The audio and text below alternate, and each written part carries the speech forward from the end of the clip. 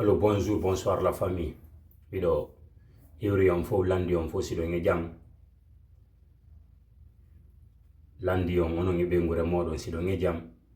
Kanta mo alhamdulillahi mi wido jam. Ok musibbe. Hande kade ngaray yewtendo seda fi ko fewndi kon kamede lagine. Fi ko fe'i.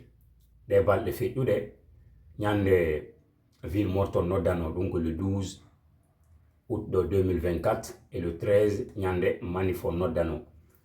Donc en yewte fi ɗum ɗon seeɗa gaynen yewten kadi fi paykum musidɓe men wonɓe warede ɗen hande Mamadi Doumbouya ɗo gandi ko enen fulɓe men wona e warede par ce que ko enen hammana ko enen ɓe faala lannude fi muɗum ka leydi lagine. Si ɗum ɗon feƴƴi e ŋare kadi yewten ɗo seeɗa fi honorable Gawal en yewte fi makko ɗo seeɗa komin humpitide balɗe ɗo. Min noon sengo angon ko hunde nde mi welti en fait. Sengo Gawal mi sengo angon fami ko hunde nde mi welti parce que ibe renti wona be warede ben ka leydi ko fulbe ben wona e warede kanko ko pullo jonnon himo accepti kadi Mamadi yo ƴettumo utilisa mo contre leñol makko ngol men do yurma talan hay bimbi goto. Donc musidɓe ko adi kon tawmi do tori yo ngaccana haɓɓe si tawi hawri mi ƴetti tammoɗo ngon pande mais en fuɗɗore taw o gouvernement Mamadi Doumbouya CNRD ɗe gandi ko gouvernement seemuɗo pagay gonɗo kadi seemude pagay hande ka nder leydi lagine ko tawata hay goto susata wowolde. C'est-à-dire hande kadi c'est-à-dire ɓe inni hay goto ala droit wowlan golɓe wondema ko ɗon wadde ko wona ko hani. Si a yalti a wowli haray fima lanni est-ce que haray jama on no mari liberté kammuɗum ala. Si tawi woni an leydi ko jibinara ɗon janduɗa si tawi woni ko woni kon ko ɓerde ma du fait que gouvernement mon ɓe ala wadde ko hani kon an a susata wolde an a yaltata yewta hay hunde haray na heɓugol liberté non en fait, na heɓugol liberté non. Jonno musidɓe en andintineɗo jama on wondema retard la Guinée on population guinéen on no tawa ko retard de leydi ndi hande ko fewniɗen ɗo étudiant ɓe wonɓe jangude dans les pays étrangers c'est-à-dire bourse maɓɓe on ɓe ala ɗum annade ɓe ala hendade fendi mo a maayay ɓe naɓama jangugol état guinéen o naɓiɓe jangugol mais fendi mo a maayay hendagol c'est-à-dire salaire maɓɓe on ɗum ko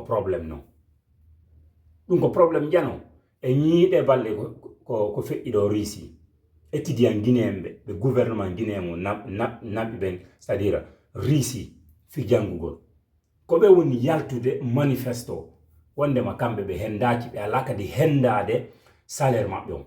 Mais pourquoi ko honɗum gouvernement on wadde jawdi ɗi ɓe woni ɗum annade ndi jawdi wondi natude ndin kande lagine hiɓe ƴetti ɓiɓɓe maɓɓe naɓi dans les pays étrangers ɓen no mari toon viiji ɓe vivde paisiblement pendant que ɓiɓɓe woɓɓe ɓen hiɓe sonjade en fof leken guinéen.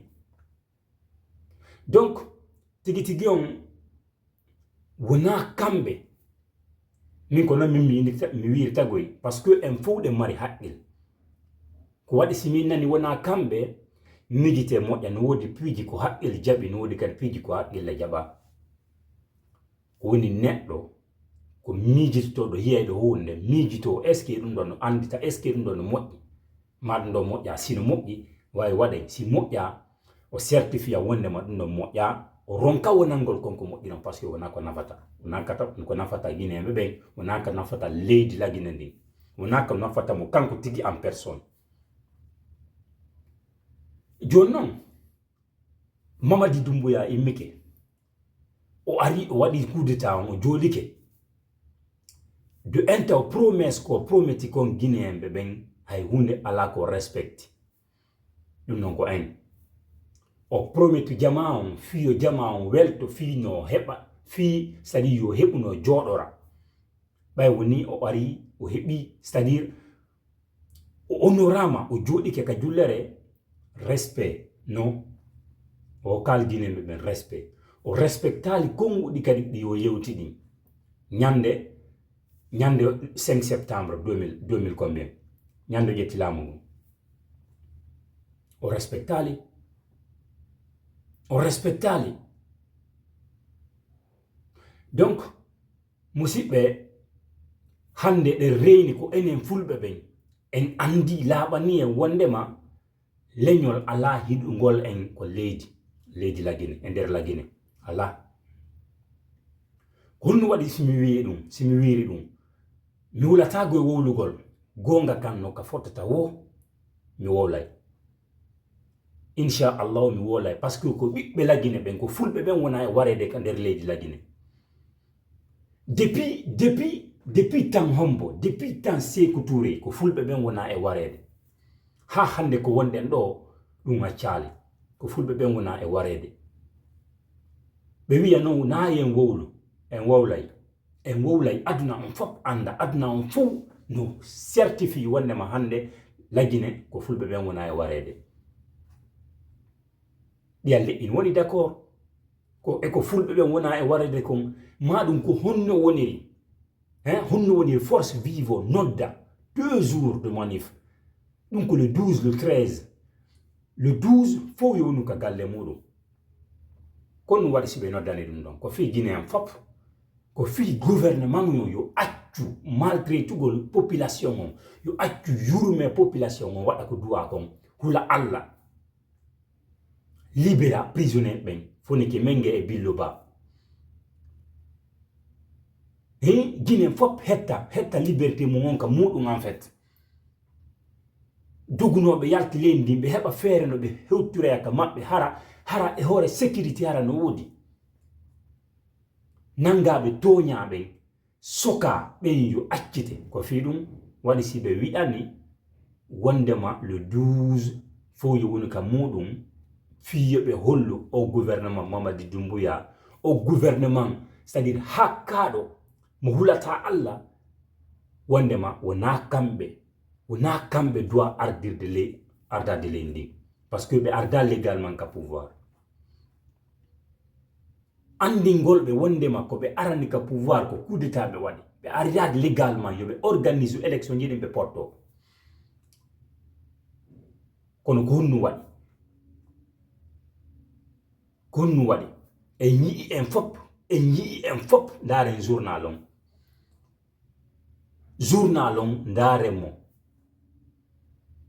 Mamadi Doumbouya o iwti Kigali o wari dum ko le 12 kadi hawri nyande ville morton noddano o arti e yi en fo autour ton e yi en fo kalum be acci ko woni wo be respectali ville morton pendant que billo bana soka foni ke mengene soka Mamadi Doumbouya no continue wargol population guinéen en fait fulbe ben mi wiyata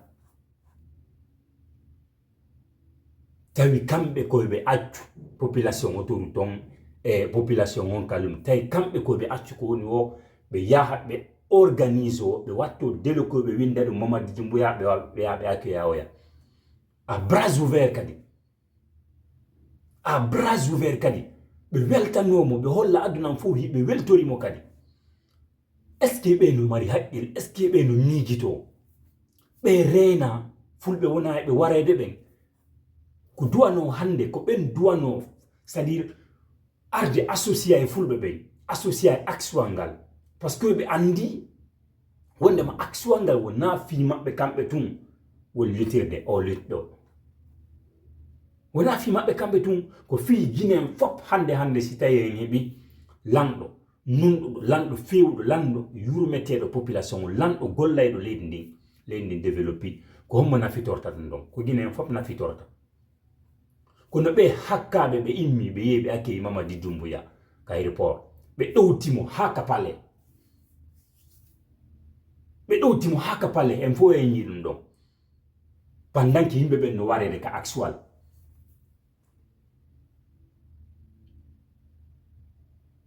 le 13 août 2024 ɗo ñande manif on ñande wetuno 12 on ñande bimbine ñande 12 on le 13 août 2024 ɗo action ko action ngal yalti ɓe manifesti ɓe holli mettu ɓernde maɓɓe est ce que autour ton waɗno ɗum ɓe waɗali est ce que kallum wanno ɗum ɓe waɗali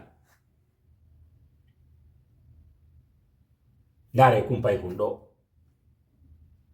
Sadio Diallo Mamadou Sadio Diallo ndaare kumpay kun ɗo wara tewit ɗo Symphonia ñande manifon le 13 août 2024 ɗo ndaare yumma makko no yomiri en fait pay kun o yahu jangugol Qur'an pay kun ko wonɗo hunjade Qur'an o yewti ka jande ɓay woni no manifestede karama ko maɓɓen c'est à dire wi'i joni yoɓe hoto ka suudu o wari o tawi yumma makko no yeewde mo inni yumma makko mo artude ka suudu ɓay ɓe accitiɓe ka jande ɓay woni manifon no wadde piro no wadde pay kun artugol makko ko suudu ko laawol ɗon ɓe fellimo pay kun maayi ɓe ƴetti kadi fure on ɓe naɓi mo yumma makko inni joni andinelam wondema si tawi pay kun anko no wuuri e si tawi o maayi ɓeyni pay kun no wuuri ɓeyni pay kun maayali pendant que ɓe andi pay kun maayi ɓe ƴetti pay kun ɓe ɗumani fure pay kun ɓe naɓi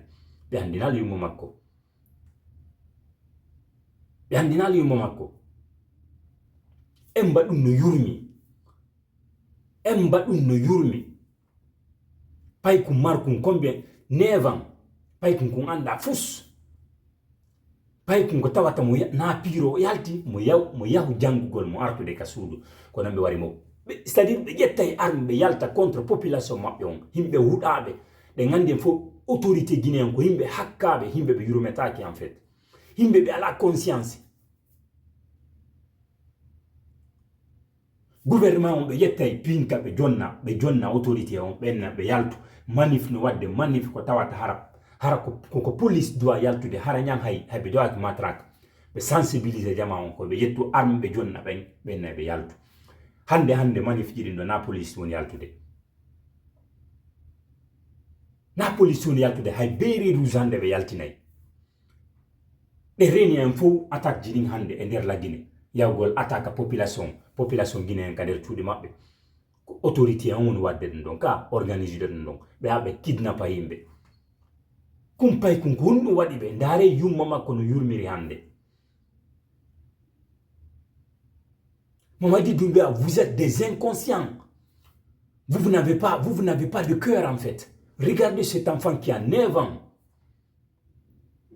Cet enfant, c'est-à-dire n'est pas sorti pour se manifester, rien du tout. Il était parti pour étudier le Coran. De fait qu'il y avait la manifestation, leur chef, leur Karamoko les a dit de revenir à la maison. Le petit, il est passé voir sa maman pour dire à sa maman, comme il y a la manifestation, leur Karamoko les a dit de rentrer à la maison. Il est venu trouver sa maman. Maintenant, sa maman lui a dit de revenir, de partir à la maison. C'est en cours de route. Ils ont fusillé cette petite. Un enfant qui a 9 ans, ils ont fusillé cet enfant. Qu'est-ce qu'il a fait? Vous ne faites que tuer la population. Vous ne faites... Pourquoi vous donnez des armes, c'est-à-dire aux autorités, c'est-à-dire au moment des manifs? Pourquoi des armes de guerre? Pourquoi contre votre population? Vous êtes nuls, vous. Mamadi Doumbouya, tu es nul. Tu es nul, en fait. Tu es nul, il n'y a rien dans ta tête. Tu n'es qu'un loupard, en fait. Tu es nul. Tu ne te réfléchis pas. Tu ne te réfléchis pas, en fait.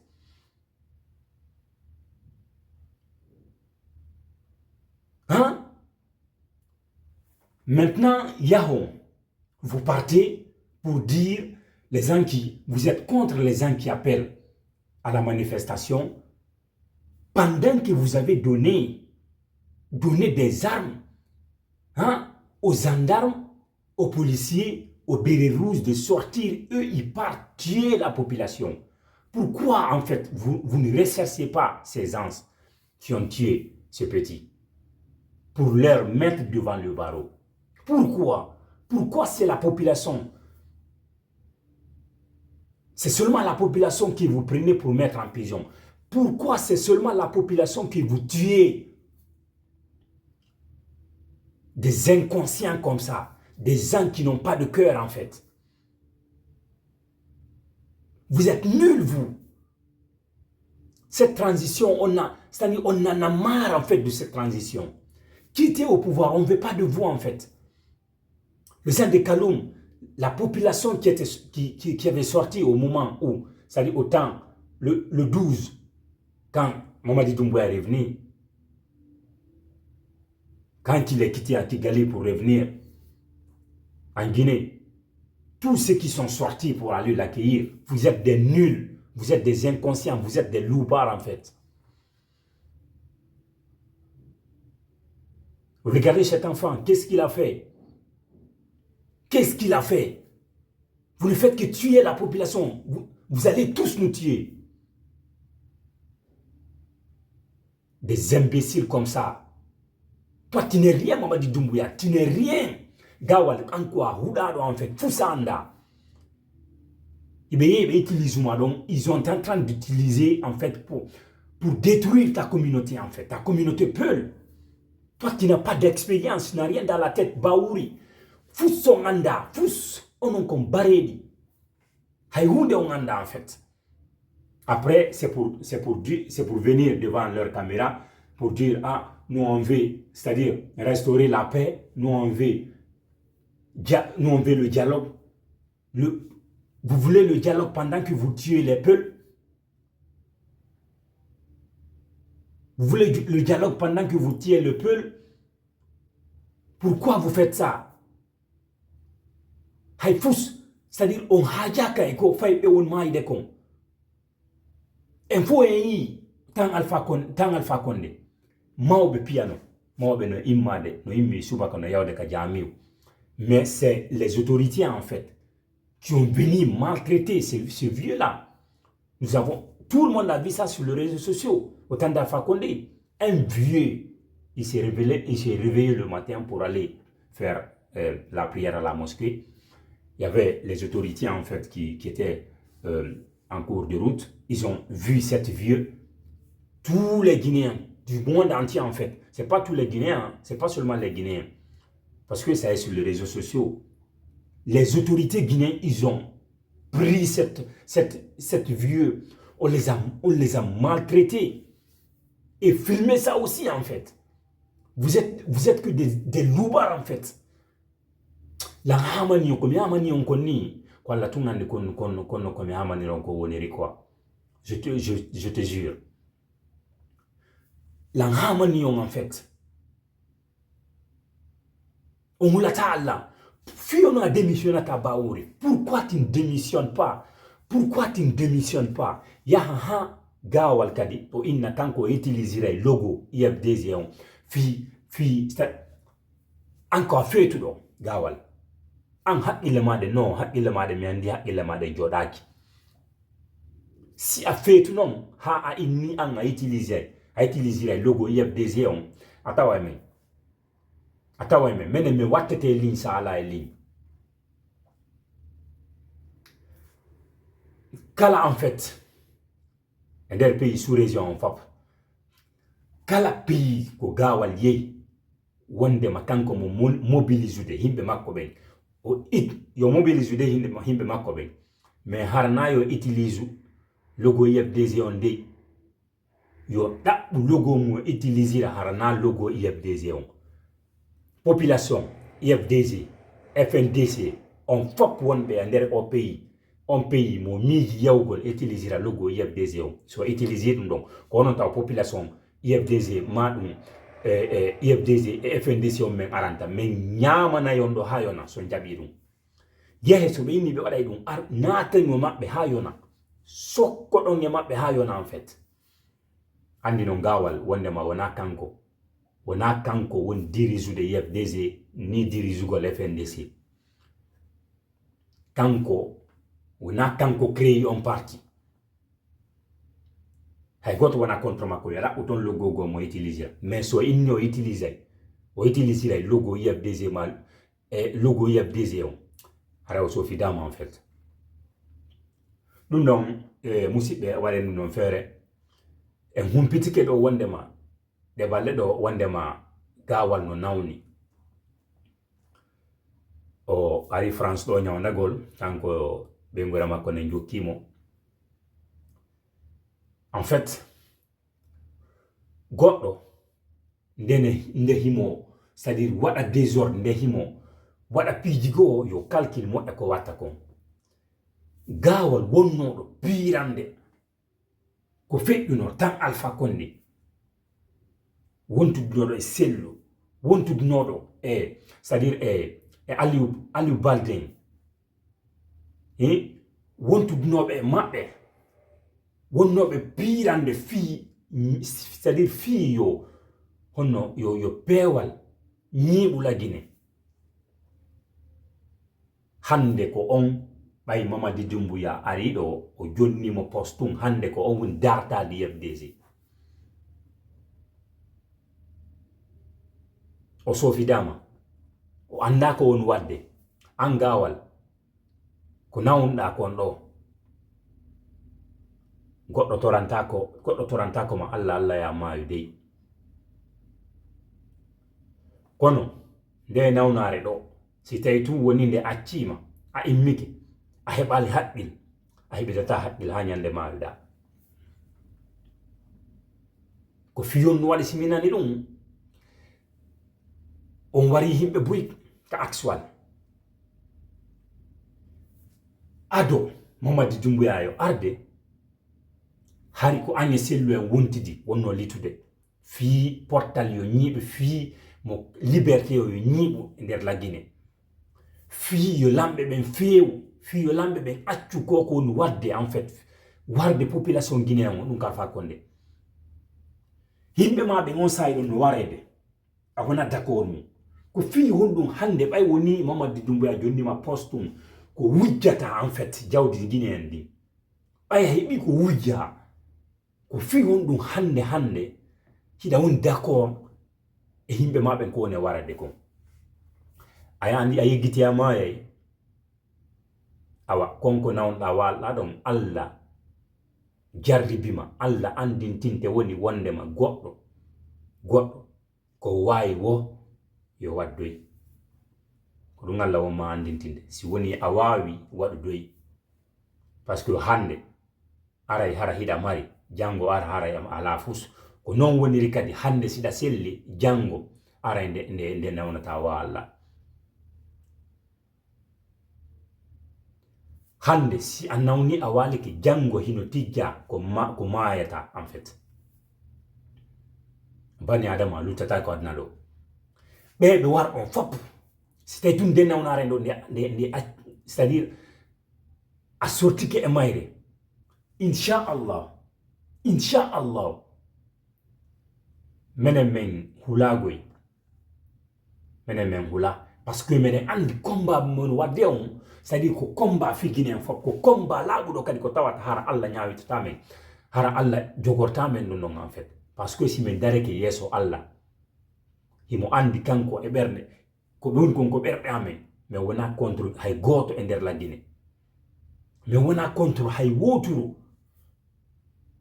ko fiyo peewal ñiiɓu e nder leydi la Guinée fiyo dirigeant huɗaɓe wonɓe warde population wonɓe warde fulɓe ɓen yo accu wargol fulɓe ɓen kede fulɓe ɓen kam na la Guinée jeeya koyen fof jeeyi la Guinée na onon tun jeeyi la Guinée dey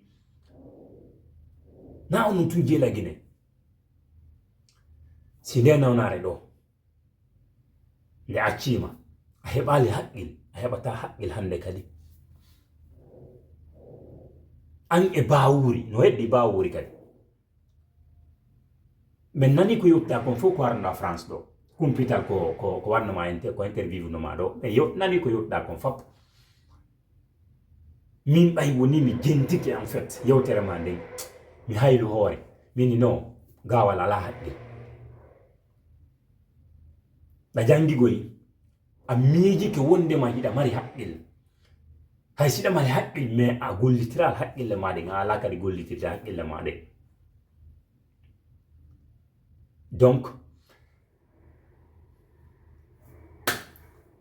nawna kon hande ko wonden do ginen busno welti ginen buyno wi alhamdulillah rabbil alamina parce que mi anda ko fiyonnum an wonanda contre pullo Mamadi Doumbouya no jonnude ma jawdi nyama o cuunama e himbe ma ben o cuunama himbe ma be yaha yenna himbe ma be yaha critica himbe ma ben o kindirama himbe ma ben est ce que kanko himbe makko be hibe habude himbe makko wobbe e himbe makko no yaltude dénoncer ko on wadde kon ka ina mo ya mais est ce que himo habudude ben don est ce que himbe makko ben ko wadi mo wo en fait ayata jamais mo ya wara ben do ko si tay enen pullo en dariki en yewti ko doit en yorde kon parce que en dénoncer le ha en dénoncer kadi men dénoncer bay tun nga wonti die mabbe menen meron kata menen men hulatama angawal men hulatama am bawuri men hulatama am Mamadi Doumbouya haysi a wara men fop wara men fop kono aro e wobbe go kadi ara e baaw furbe burbe men ndare ko num ko pay ko wadi yo onon on yurmetake onon on ngala bernde on joaki faybe on joaki be ngure hara angawal ma am bawuri ma am Mamadi Doumbouya hara ko pay ko modon warano do kono wiyayno do on darato na ka réseaux sociaux ji o yaayno ka mediaji yaha wola fi mudun dénonça fiyon dum wondon wadande dum do en fait on fermi hande mediaji ni fop on fermi c'est-à-dire walde to todo benum population on dénonça injustice ko on wadde kon der leydi la Guinée on fermi inno fop en fait on anni ke fermugol kundule Guinée be ben fop ko wawdon fermude ko mediaji ni menen de kundule amen on wawata fermugol et jamais tanki en fait on a tiali men achata si on wari lan on nada talangal janna on nada talangite ko alla andi konto minatuita ko wawdon ko nangugol lan wara kono tanki mi do wuri tanki mi do selli min mi dénoncer ko no wadde ko ono mo hebata conscience do reni hande Tumba Dadis hande ko fewndi don gaynnobe goddum holinobe hoore mudum en fait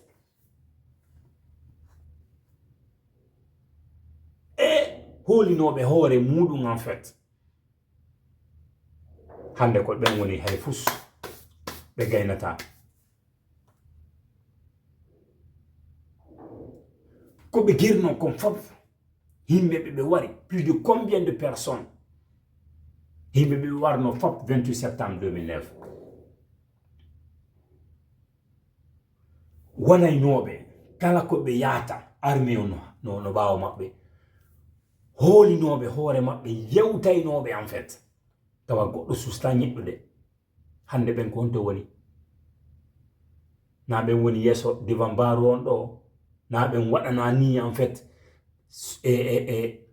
mandadare na ben kondana onu mo wala haqqil awa Dadis ko rewnalo Tumbay PVA ko be rewnado am Mamadi Doumbouya là où Dadis est passé là PV là où ils sont passés là Tumba Diakité là où ils sont passés là tu vas passer là-bas Inch'Allah parce que les Guinéens ne vont jamais te pardonner jamais les Guinéens ne vont te pardonner. Il faut continuer de tuer. Ça, c'est ton affaire. Nous, on n'a pas peur de toi, en fait. Si tu nous tues, il y aura d'autres qui vont venir derrière nous. qui seront plus puissants que nous-mêmes. C'est les médias que tu peux fermer. Hein. Nous, notre bouche là, tu ne peux pas fermer notre bouche. En tant qu'on peut, nous, on va dénoncer. On ne dit pas ce que tu n'as pas fait. Mais si tu fais quelque chose qui n'est pas bien, qui n'est pas normal, tu tues la population, tu tues quelqu'un, nous, on va sortir, dénoncer. Pourquoi tu as tué ce petit-là? Un petit qui a 9 ans, en fait. Qu'est-ce qu'il t'a fait?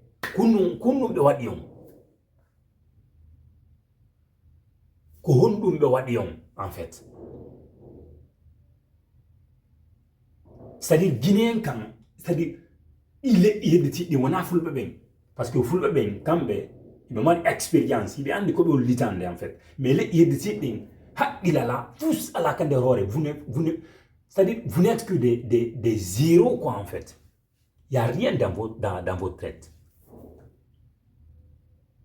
Les autres qui restent là, les Peuls, nous, on combat pour tous les Guinéens, en fait. Ce n'est pas pour nous seulement les Peuls. Parce que si, c'est-à-dire, on gagne un président qui aime les Guinéens aujourd'hui, qui nous aide à développer notre pays, qui sera, en fait, du côté de la population pour réconcilier, en fait, la totalité des Guinéens.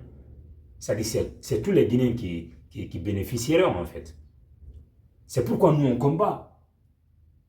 L'IFDZ et FNDC ne sont pas contre les autres, contre qui que ce soit en Guinée, en République de Guinée. On est contre qui que ce soit en République de Guinée, mais on est contre Mamadi Doumbouya, contre la malgouvernance, en fait. On est contre ce qu'ils sont en train de faire. Ce qu'ils sont en train de faire, c'est de tuer la population, de tuer les peuples. On est contre ça. Et on va dénoncer ça jusqu'à... Non, ça fait mal. Hein.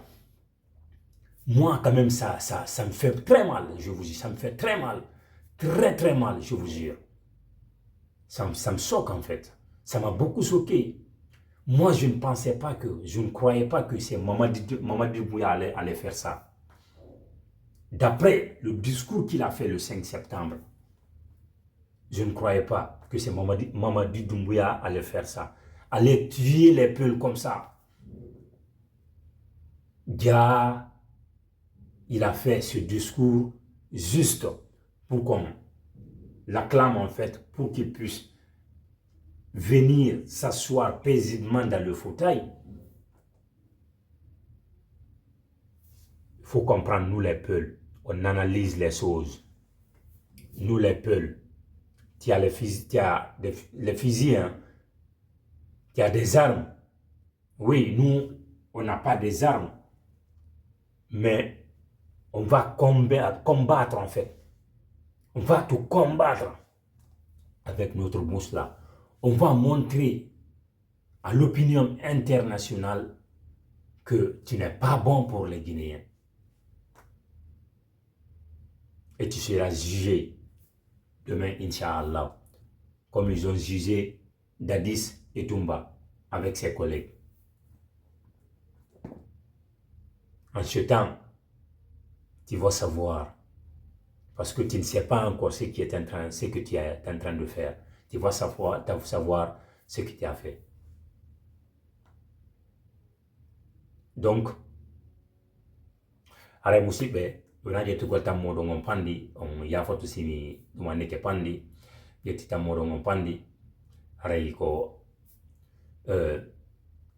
min arno ɗo fi en yewtu fi ko woni feƴƴude haray ko minata hen koye jonnidir juuɗe ɓayde ren ɗi dawaɗi ko woni wadde kon ɗi dawaɗi ko enen woni warde e nder lagine ndin ɗi dawaɗi ɗi faala en raɗade en fop hande lagine sago maɓɓe en fop koyen dogu leydi ndi luttaɓe kamɓe tun sago maɓɓe wona pullo yo ardo leydi lagine ndin haray koyen jonnidir juuɗe moƴƴa wona seeɗa haray en wompitiki kadi coordination c'est à dire IFDZ on coordination haali pular on en fait on yafato kon falji kon coordination haali pular on no fournisude effort c'est à dire fiyen jonnidir juuɗe enen fulbe ben hali pularon fiyam ɓurtu wontugol e hunde wotere fiyam ɓurtu wontugol e hunde wotere yurmodiren jogodiren ƴettiden pehe fii leñol mengol yo ɓurtu ɓantagol fii leñol mengol yo ɓurtu ɓantagol haray mi accite on si Allah olan ɗo jaɓi si Allah newni mi artay kadi ɗe balɗe ɗon watta vidéo fi yewten kadi fi koko ɓe huuɗaɓe woni e weltade du fait que bâton wal cirkingal ari ka meɗen fi hokkugol population guinéen on courant c'est à dire ko hunde taw nde tawata c'est à dire guinéen leƴƴi hedditiɗɗin fus anda ma ɗum ko honno woniri jaman no leydi lagine ndin or no woodi c'est à dire ɗe mari ressource ji ɗi ressource naka meɗen ko tawata hara en jara yawgol tawa ko lowgol batowal ko adda jonna en courant e nder leydi lagine ko tawayno ɗen wawi wadde central électrique ji ko tawata hara wona courant yo manku lagine kono hay ɗum ɗon ko incapable donc haray en aroya yewten fi ɗum ɗon ɗe balɗe ɗo inchallahu en aray kadi nden ñanden tigi en yewtay kadi fi piiji ɗiɗi ha tati fof haray miɗo wi on albarka miɗo toɗi Allah yo Allah waɗu hijabu e meɗen enen fulɓe ɓen waɗa hijabu e leydi lagine ndin haray ko Blue Master 224 miɗo wi on assalamu aleykum wa rahmatullahi taala wa barakatuh bye bye